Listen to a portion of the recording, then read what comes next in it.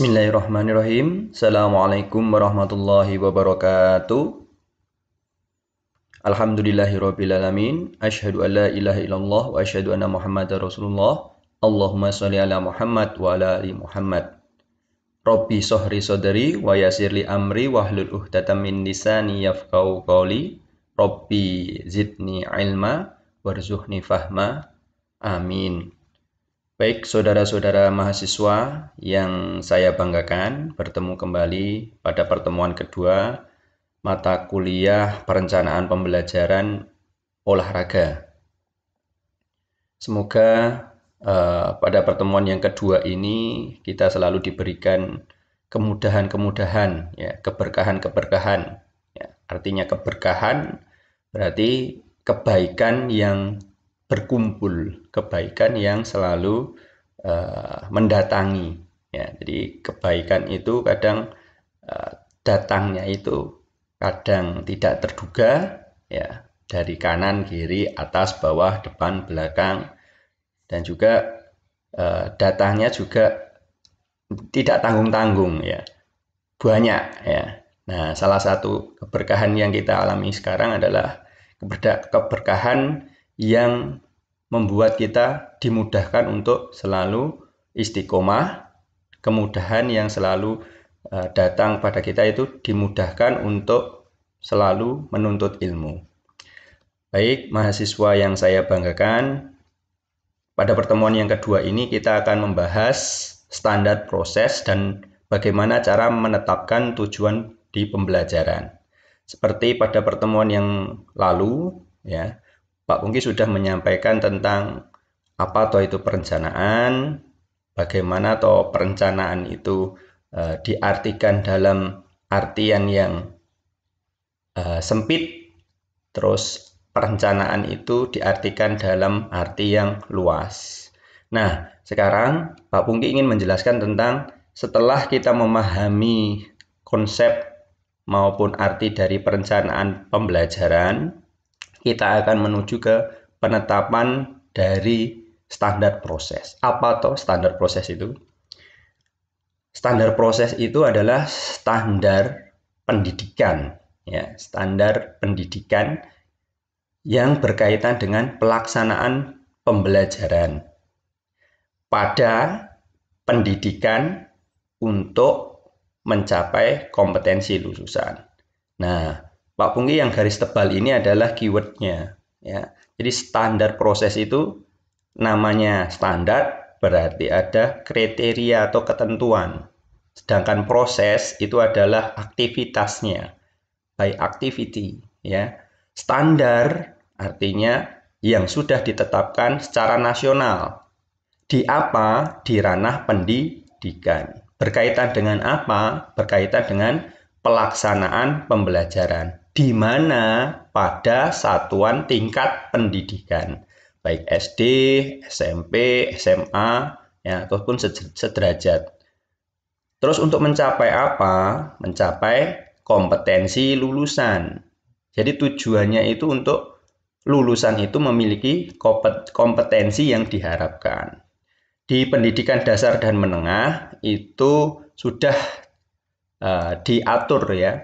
Adapun kriteria yang harus dilakukan dalam standar proses ini di satuan pendidikan itu adalah kriteria minimal dari proses pembelajaran. Apa itu? Nah, seperti apa standar prosesnya?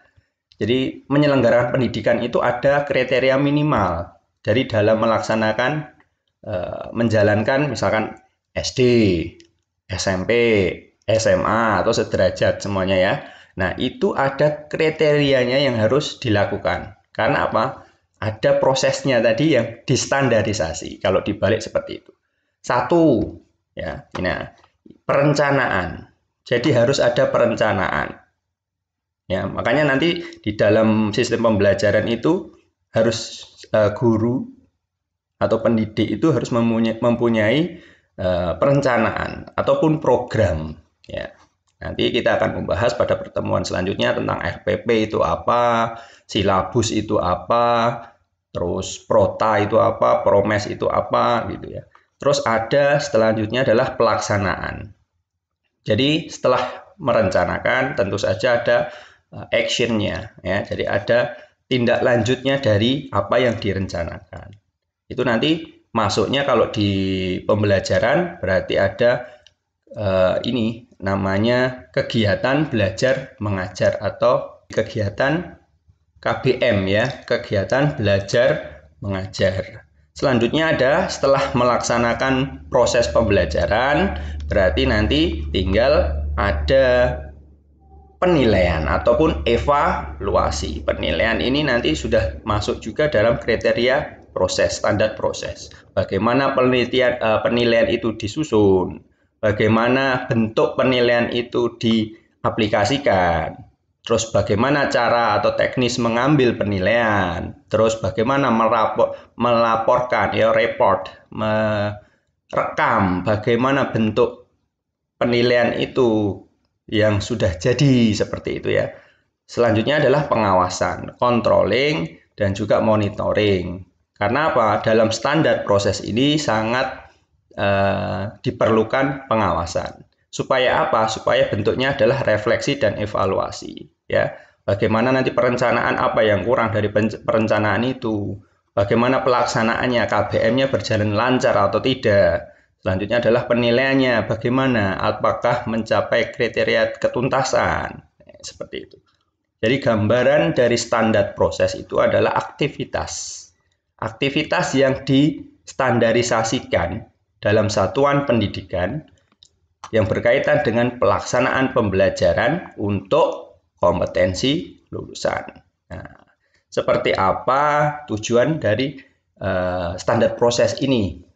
Karena tadi ada perencanaan dan ada kompetensi mencapai tujuan, maka yang paling pokok bagaimana toh cara mencapai tujuan di pembelajaran. Nah, sebelum kita membahas tentang bagaimana cara atau teknis menyusun tujuan pembelajaran, berarti kita harus mengenal dulu tujuan pembelajaran itu sebenarnya apa sih? Nah, kayak gitu kan. Nah, tujuan pembelajaran itu sebenarnya adalah tujuannya untuk sebagai petunjuk ya. Yang pertama itu sebagai petunjuk untuk memilih mata pelajaran. Jadi kita tentukan mata pelajaran apa. Kalau di perencanaan pembelajaran olahraga artinya mata pelajaran PJOK ya. Nah, kita tunjuk. Nah, setelah kita tentukan, oh ini tujuan pembelajaran untuk PJOK. Selanjutnya kita urutkan topiknya. Jadi menata ya, menata mungkin dari kompetensi yang minimal rendah, terus kita naikkan dengan beban ataupun bobot dari kompetensi dari setiap topik tadi. Misalkan kalau di sekolah dasar ya, kita asumsikan di sekolah dasar itu awal-awal pembelajaran itu dari mungkin berjalan ya. Jadi topiknya itu adalah berjalan. Setelah berjalan nanti berjalan ke segala arah ya, maju, mundur, kanan, ke kiri. Kita tingkatkan lagi topiknya, melompat ya. Setelah melompat, lari sprint ya, seperti itu. Dan kita tata supaya apa? Juga memperhatikan pertumbuhan dan perkembangan peserta didik. Itu sangat penting. Berikutnya adalah mengenal waktu. Jadi mengalokasikan waktu. Jadi berapa lama pembelajaran itu berlangsung ya. Dalam satu semester itu berapa kali. Nah, seperti itu. Jadi alokasi waktu itu menjadi sangat penting dalam menetapkan tujuan pembelajaran. Selanjutnya adalah menetapkan alat bantu dan prosedur. Alat yang digunakan itu apa saja ya. Terus bagaimana cara prosedur menerapkannya, mengaplikasikan di dalam pembelajaran. Nah, itu tahap-tahap yang sangat penting dalam tujuan pembelajaran. Jadi ditetapkan terlebih dahulu. Selanjutnya standar prestasi belajar. Nah, ini prestasi belajar artinya adalah capaian. Capaian tadi harus diukur ya.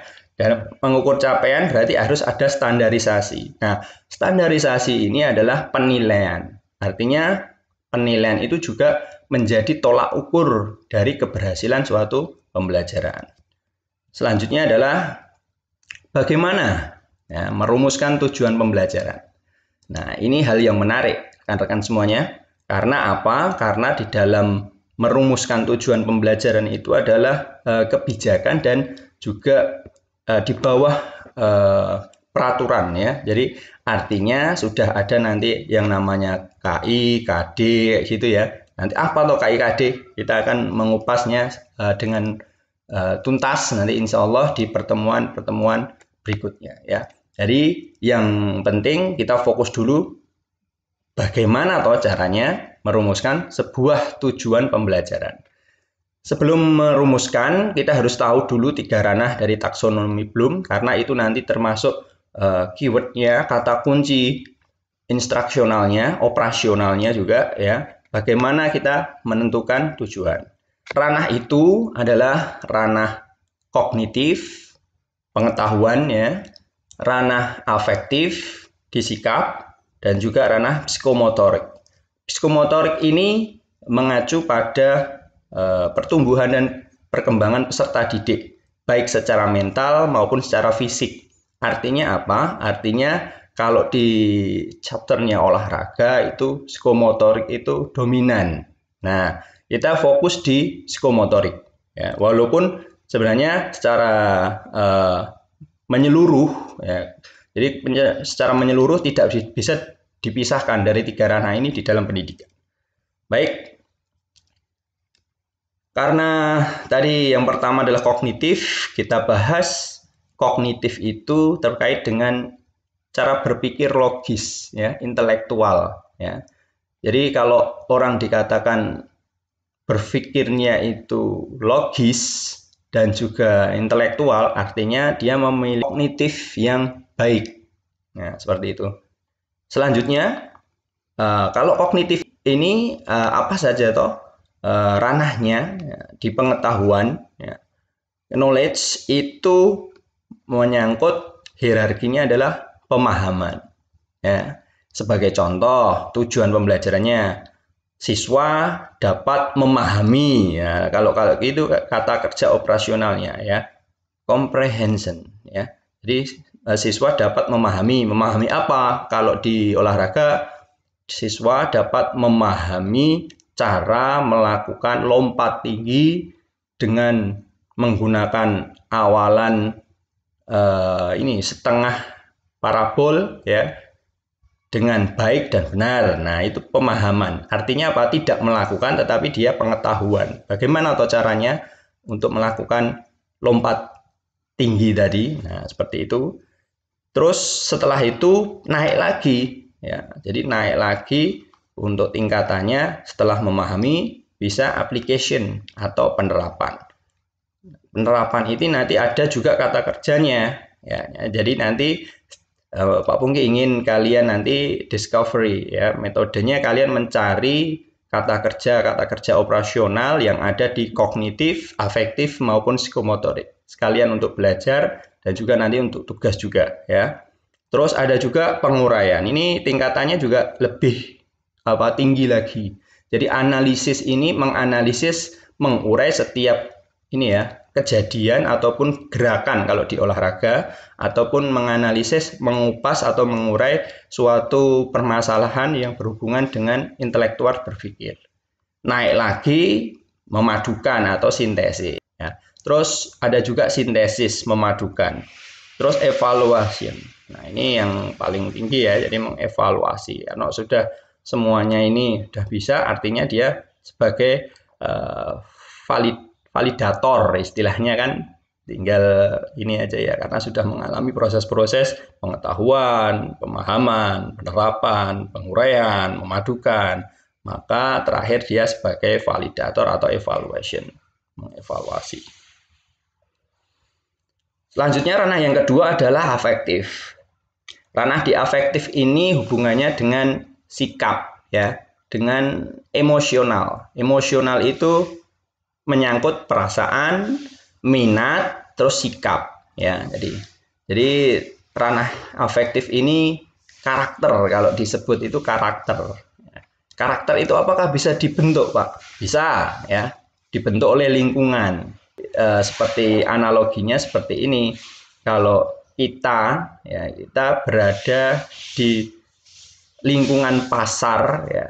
Kalau kesehariannya kita berjualan dengan orang jualan parfum, ya artinya kita ikut harum baunya. Tetapi kalau kita berdekatan dengan orang penjual bandeng ataupun ini ya ikan, artinya kita juga baunya nanti akan amis gitu ya. Nah, itu adalah lingkungan. Jadi emosional itu sangat ditentukan juga faktor lingkungan. Dan lingkungan itu luas cakupannya, bisa lingkungan keluarga, bisa lingkungan sekolah, ataupun bisa lingkungan sosial di masyarakat. Selanjutnya adalah penerimaan. Nah, emosional ini hubungannya bagaimana peserta didik itu bisa menerima. Nah, attending atau receiving, ya, receive, menerima. Jadi itu sebuah nanti kalian akan lebih paham ketika sudah mencari, terus mengumpulkan, memetakan apa tuh kata kerja untuk operasional untuk afektif itu apa, nanti kalian akan paham ya. Terus berikutnya adalah sambutan, responding. Nah, ini merupakan juga sikap. Jadi nanti peserta didik dalam sikapnya itu membutuhkan juga sambutan. Nah, ini nanti ada care juga ya di sini ya, masuk di sini ya. Terus nanti masih ada banyak lagi. Selanjutnya pengorganisasian, organization. Ya, ini masuk juga di ranah afektif. Tingkatannya sama sebenarnya. Kalau di afektif ini tidak ada hierarki karena sikap itu kecenderungan lebih ke value atau nilai. Ya, kalau nilai itu memang tidak ada yang nilai. Kalau orang baik itu ini baik sekali, ini baik-baik, tidak. Kalau baik ya dinilai baik. Value-nya adalah baik. Selanjutnya adalah penilaian, valuing, ya, valuing tadi, kebaikan. Selanjutnya adalah karakterisasi. Nah, ini semuanya adalah ranah afektif. Nanti sekali lagi kalian harus mencari kata kerja operasional untuk afektif. Karena ini nanti hubungannya dengan kalian membuat tujuan di pembelajaran olahraga.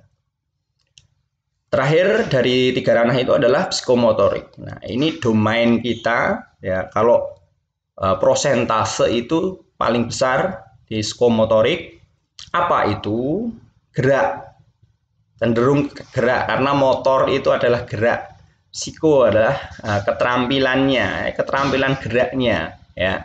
Keterampilan geraknya hubungannya dengan apa? Nanti klasifikasinya ada kesiapan ya, set. Terus peniruan, imitation, ya meniru. Nah, itu sebuah keterampilan gerak. Ya, jadi meniru itu menirukan. Ya, nah, misalkan sebagai contoh mudah, anak, ya anak itu menirukan kebiasaan yang ada di sekitarnya. Ya, sukanya menyanyi misalkan, keterampilannya menyanyi, maka anak itu akan meniru. Ya. Orang tuanya suka dansa misalkan ngedance, maka anak itu akan meniru ya. Tapi itu meniru itu juga tergantung dari kesiapan ya, kesiapannya tadi dalam pertumbuhan dan perkembangannya. Kalau usia untuk imitation ini memang usia anak sekolah dasar ya. Pendidikan dasar itu biasanya suka meniru. Selanjutnya membiasakan, habitual ya. Habitual ini adalah pembiasaan. Jadi anak ataupun siswa itu akan membiasakan apa yang sudah dia alami atau pengalaman yang sudah dia alami ketika dalam masa pertumbuhan. Jadi yang berkesan, pengalaman. Kalau itu dirasa pengalamannya baik dan sesuai dengan dirinya, maka dia akan membiasakan kebaikan itu.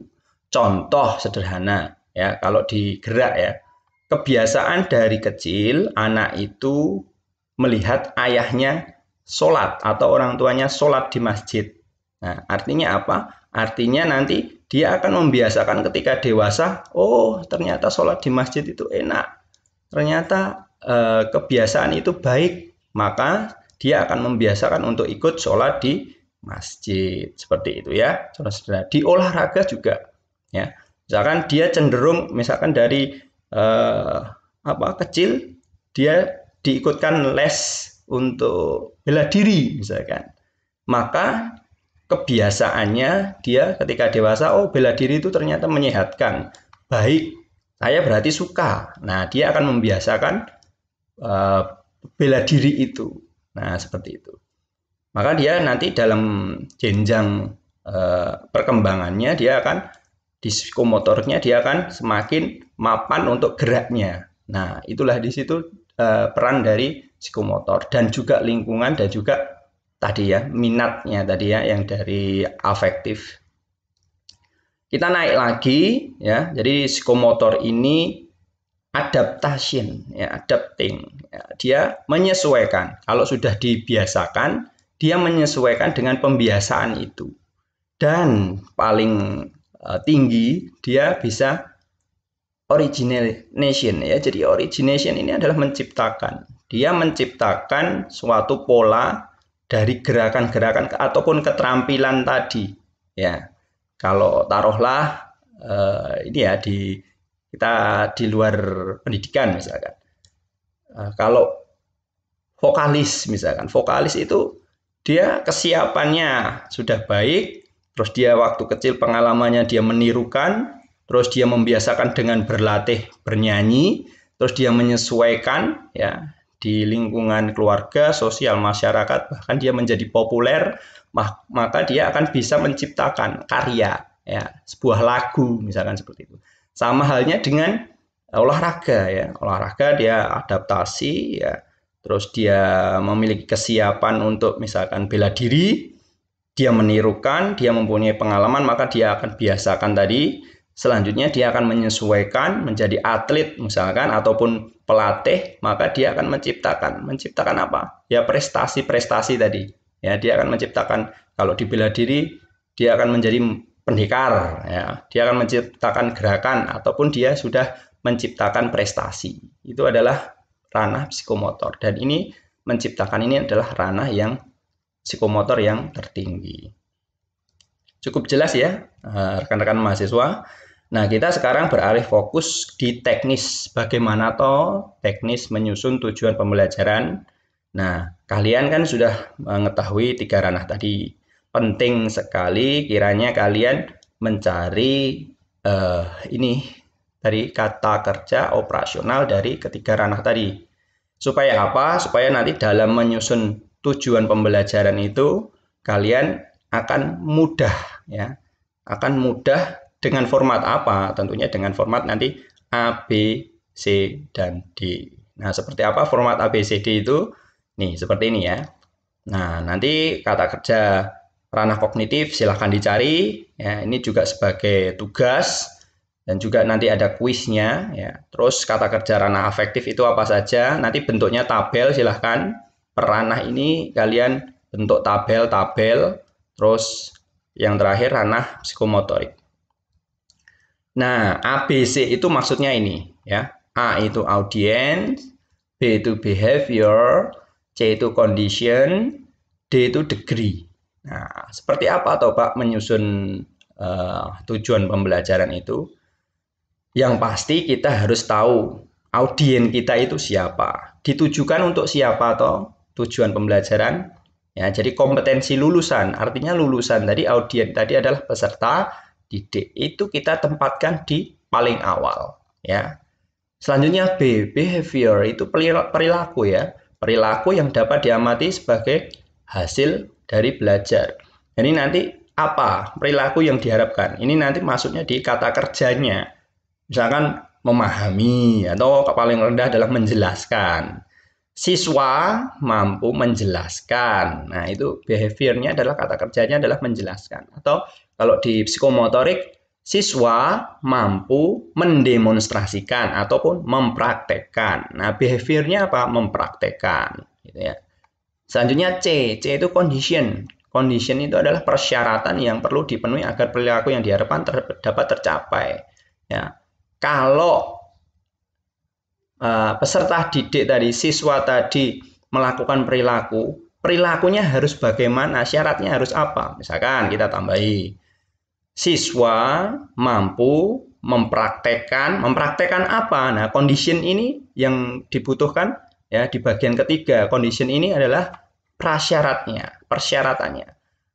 Kita ulangi, siswa mampu mempraktekkan lompat tinggi, misalkan ya, lompat tinggi. Nah, lompat tinggi gaya hangstyle, ya, jadi gaya menggantung itu bagaimana? Nah, selanjutnya adalah degree. Degree ini adalah tingkat penampilan yang diterima. Dengan apa gitu ya? Jadi peserta didik mampu mempraktekkan lompat tinggi gaya hangstyle. Ya, hangstyle itu dengan apa? Nah, degree ini tingkat penampilannya dengan baik dan benar. Nah, dengan baik dan benar itu termasuk degree-nya. Jadi paham ya. Jadi susunan ABCD ini cukup mudah untuk menentukan tujuan pembelajaran. Memang tujuannya untuk mempermudah menyusun tujuan pembelajaran. Selanjutnya adalah contoh. Kita masuk ke contoh. Kita lihat ini contohnya satu, siswa dapat mendemonstrasikan. Nah, ini kata kerja operasionalnya, demonstrasi ini psikomotorik ya. Lari sprint 100 meter dengan menggunakan awalan start jongkok dengan baik dan benar. Nah, audiennya siapa? Siswa dapat. Ya, behaviornya apa? Mendemonstrasikan lari sprint 100 meter. Ya, jadi siswa dapat mendemonstrasikan lari sprint 100 meter. Kondisinya apa? Ya, kondisinya dengan awalan start jongkok. Jadi prasyaratnya tadi adalah ini. Ya, perilakunya apa? Mendemonstrasikan. Kondisinya adalah dengan awalan start jongkok. Nah, degree-nya apa? Dengan baik dan benar. Itu saja rekan-rekan mahasiswa yang saya banggakan. Jadi sekali lagi, standar proses dan menentukan tujuan pembelajaran di awal dari perencanaan pembelajaran itu sangat penting. Ya, Pak Pungki mengingatkan terkait dengan pertemuan kali ini, silahkan nanti tugasnya adalah kalian membuat tabel dari 3 ranah tadi, kognitif, afektif, dan psikomotorik. Terus nanti pelaksanaannya kita seperti apa teknis pengumpulannya nanti kita bahas di forum diskusi. Terus yang kedua adalah membuat ya, kalian membuat berapa? 10 ya, 10 contoh tujuan pembelajaran ya dengan bahasa kalian sendiri. Jadi Pak Pungki tidak ingin kalian hanya searching dan copy paste ya. Jadi copy paste searchingnya boleh di kata kerja operasional tadi 3 ranah tadi. Selanjutnya kalian mencoba untuk berlatih ini tadi membuat tujuan pembelajaran. Itu rekan-rekan mahasiswa, semoga menjadi ilmu buat kita. Nanti apabila ada yang kurang paham, kita lanjutkan di forum diskusi. Semoga menjadi ilmu buat kita. Subhanakallahumma wa bihamdika asyhadu an la ilaha illa anta astaghfiruka wa atubu ilaik. Assalamualaikum warahmatullahi wabarakatuh. Warwames juara.